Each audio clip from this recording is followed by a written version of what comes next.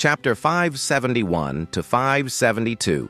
Bypassing the rebuilding blocks and avoiding the gazes of the ordinary Konoha villagers, Homusubi quietly followed the two Konoha Anbu and arrived at the Hokage's camp.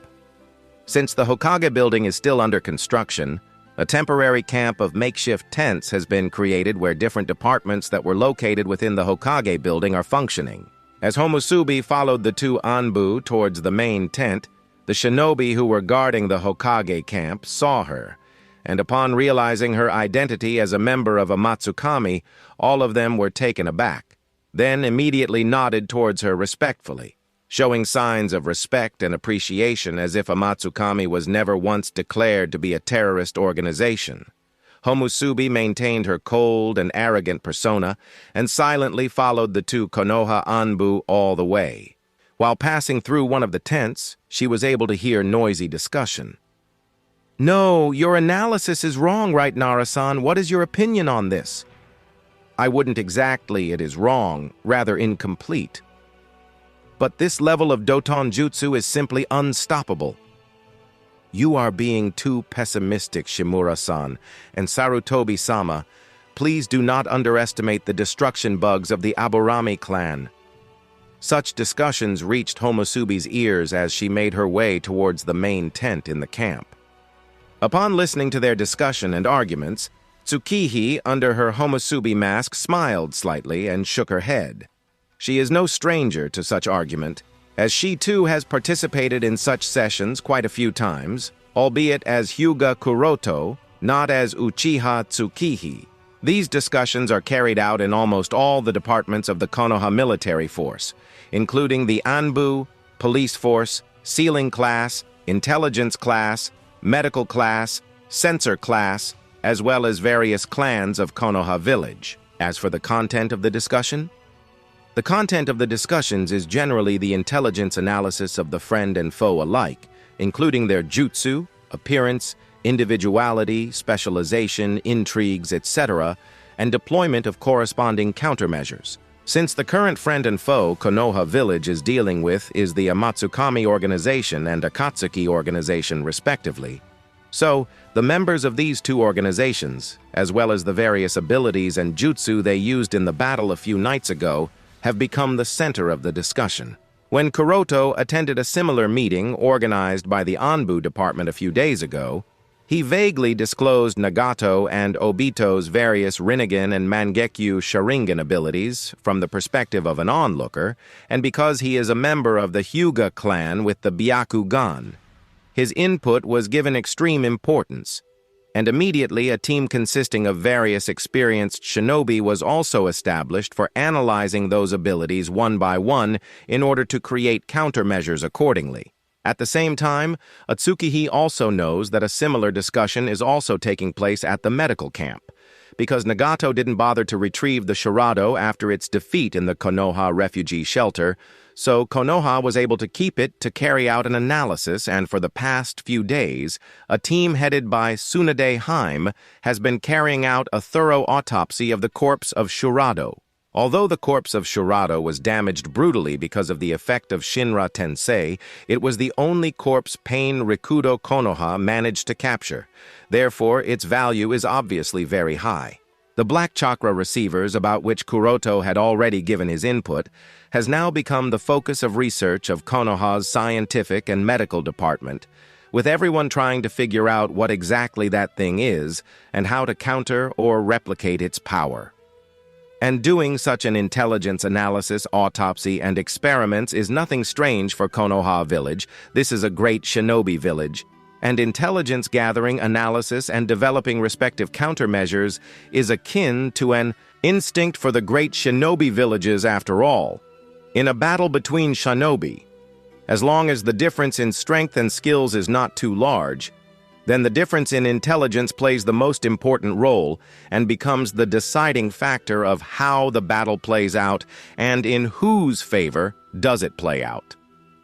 After putting aside these thoughts, Tsukihi looked at the biggest tent in front of her and followed the two Hokage to enter inside the makeshift Hokage's tent.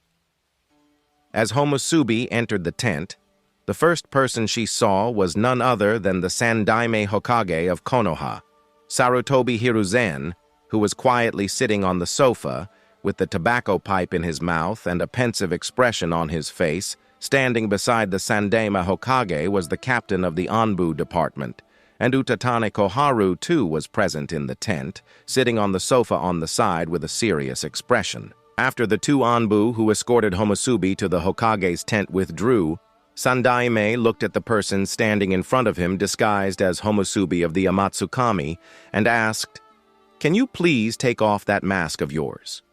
Sandaime Hokage's meaning was very clear. Just because the person standing before him was dressed as Homusubi of the Amatsukami doesn't mean he was going to accept the other party as the Homusubi of the Amatsukami. There has to be a certain identification that confirms other party's identity as the Homusubi of the Amatsukami. Homusubi, who of course understood Sandaime Hokage's meaning, chuckled lightly, but instead of taking off her mask, she used her chakra to produce the signature flames of one of the two Homusubi. Instantly, intense chakra fluctuations appeared in the Hokage's tent, and the entire tent was filled with bright light and extreme heat as Homusubi's body was covered with the golden flames of Oshihomimi. Covered in charring golden flames, and yet being completely unaffected, Homusubi, who looked as if the very incarnation of the goddess of fire, questioned, "Is this enough, or should I display my Susanoo in order to confirm my identity?" Looking at the golden flames covering Homusubi's body, and feeling the intense heat as it burned charka in the surroundings, Sandaime Hokage and Utatane Koharu no longer doubted the identity of the other party, and said, "No, no, this much is already more than enough. We have confirmed that you are indeed Homusubi of the Amatsukami. There is no need to use the Susanoo. As far as the intelligence says, there is only one shinobi, or perhaps they should say kunoichi, in existence in the shinobi world, who uses these unique golden flames that burn the very chakra itself.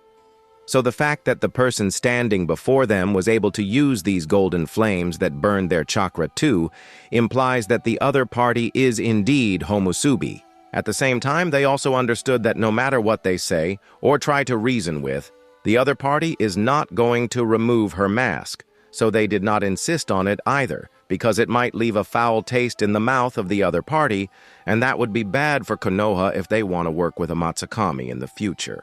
And as for the question of using Susanoo, are you kidding?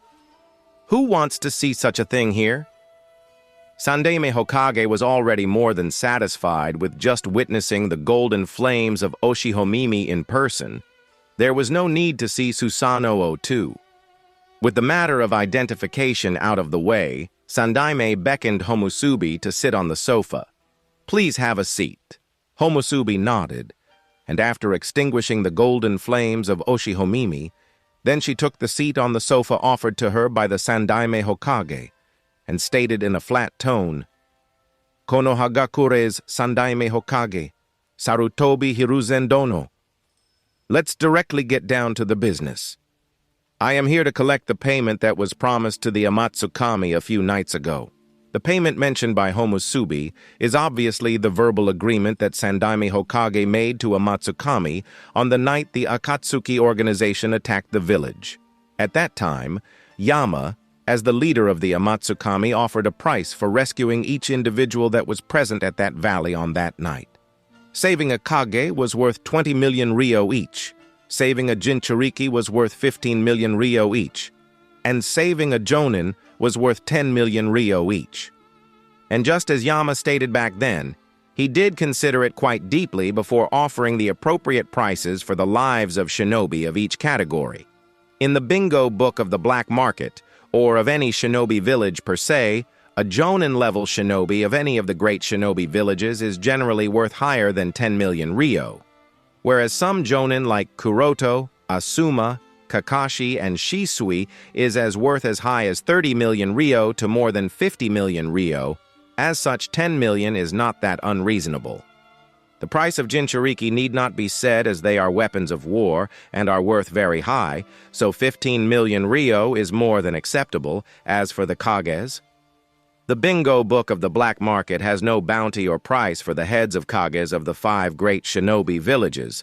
The reason is as simple as that killing the kage of a great shinobi village is equivalent to making that entire shinobi village your enemy, and black market just can't afford to make the entire shinobi village its enemy if they want to continue to survive and function. Therefore, the heads of kages are worth 0 in the black market. But Yama chose to offer 20 million ryo for each kage, and it too is more than reasonable. When Homusubi mentioned the payment, Sandaime Hokage nodded and then passed her a piece of parchment that was already prepared. Accepting the parchment, Homusubi swept her gaze at it. Upon reading the content written on the piece of parchment, she found that it was a detailed list of the names and ranking of each shinobi Yama had saved on that night. Of course, not all the people Yama had saved managed to make it, and the parchment clearly divides the injured and the dead at the time of being rescued by him. According to the enumeration on the parchment, Yama had rescued 3 kages, including Raikage, Mizukage, and Kazekage, 2 jinchuriki, one being Killer Bee, and the other was Mizukage, and finally, there were more than 47 Jonin-class shinobi of the 5 great shinobi villages. As for the others, they were all corpses at the time they were rescued by Yama, so they will not be counted. Excluding the corpses and the double count of the Mizukage, people rescued by Yama included 3 kages, 1 jinchuriki, and 47 jonins. Hence, the total sum of money that the 5 great shinobi villages will have to pay the Amatsukami organization is 545 million ryo. After seeing such a high number at the end of the list, Tsukihi's face under the Homusubi mask was flushed with excitement. She didn't even bother to care if the list given to her is genuine or not, because she was already more than satisfied with such a huge sum of money. It's not that Tsukihi has an addiction or love towards money or anything. For her, money has only one role, and that is to continue support and fund her research. But the more she has progressed in her research, the more Tsukihi has realized that the project godhood of hers is an incalculable bottomless pit that can never be filled, no matter how much funds she continues to provide. Regardless, what she does know is that this huge sum of 545 million ryo will relieve her of her worries in regard to funds for a while, and she will be able to implement many of her plans into practice that was only on paper up to now. Sandaime obviously did not know Homusubi's thoughts, and seeing that the other party was busy reading the list, he coughed light to bring Homusubi's attention to himself, then said, "Homusubi Dono, you should be very clear that Konoha village has just experienced such a catastrophe and is undergoing reconstruction, so well, I am afraid we won't be able to pay such a huge sum of money at once." Homusubi chuckled. "As far as I have heard, the daimyo of the Land of Fire has expressed his intention of providing his help in the village reconstruction. So Konoha shouldn't be facing any problem in regards to lack of funds. At the same time, each of the other 4 great shinobi villages has also decided to divide to pay a part of the total payable sum.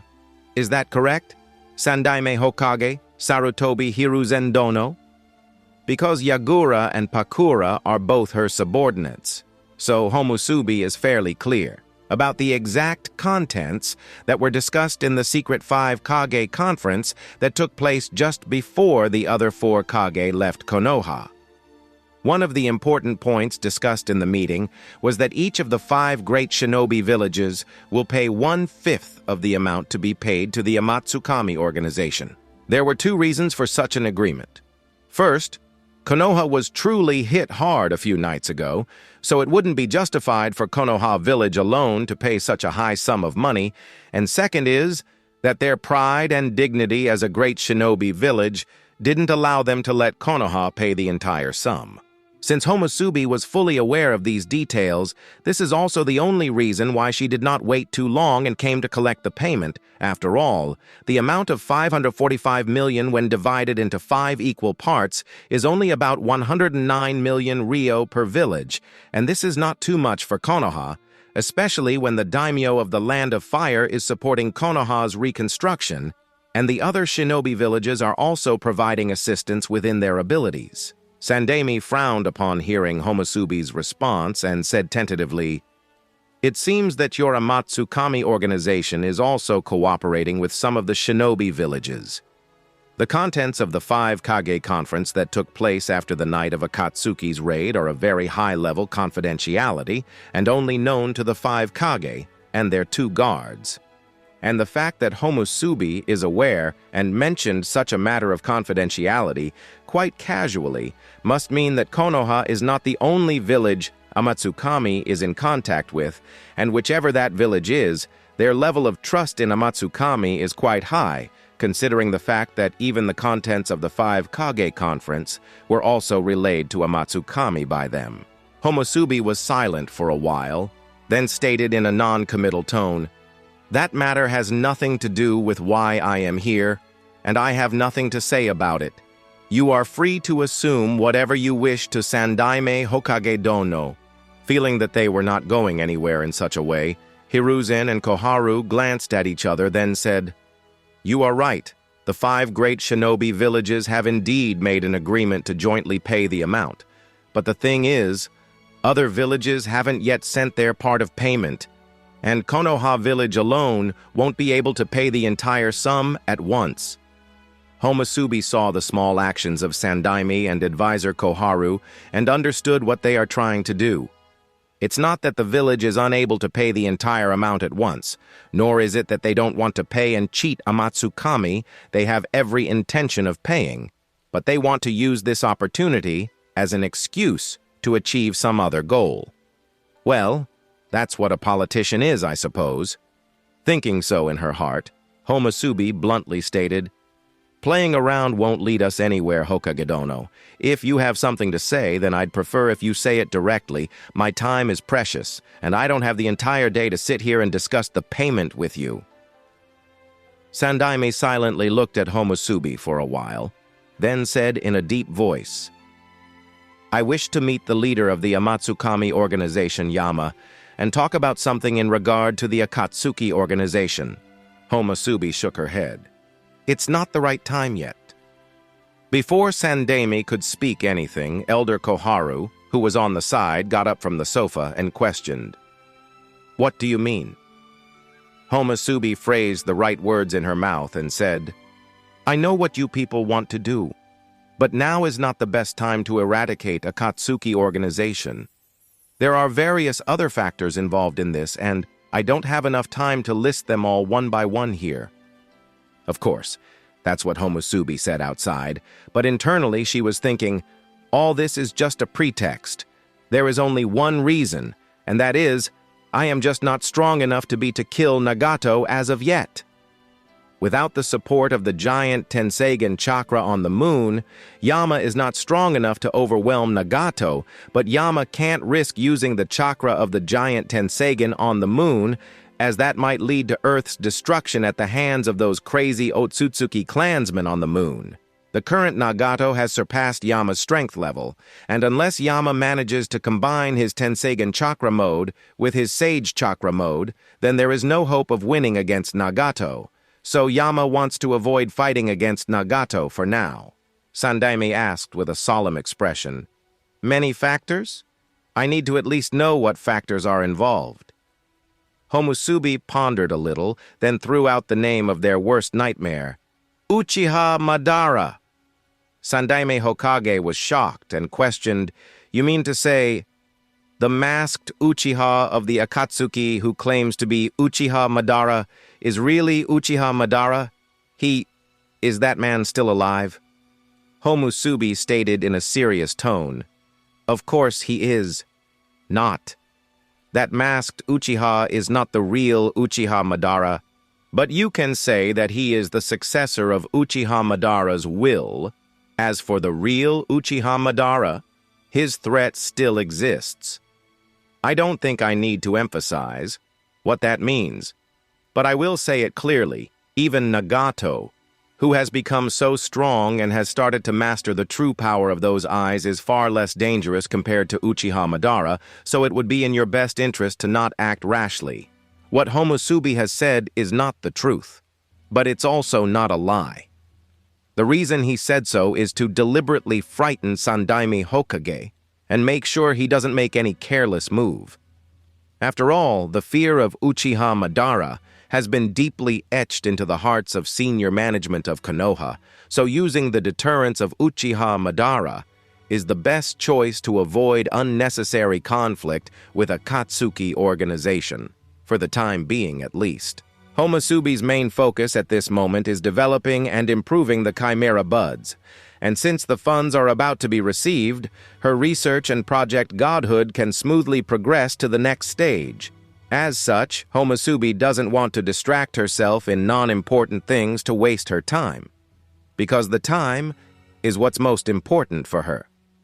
What she needs is a peaceful period to continue to carry on her plans. How long will the deterrence of Yama last? No one can say at present, not even Homusubi, but one thing Homusubi can say with certainty is that Nagato, who has just experienced such a big defeat, will definitely stay dormant for a while, but that is only if they are not stimulated.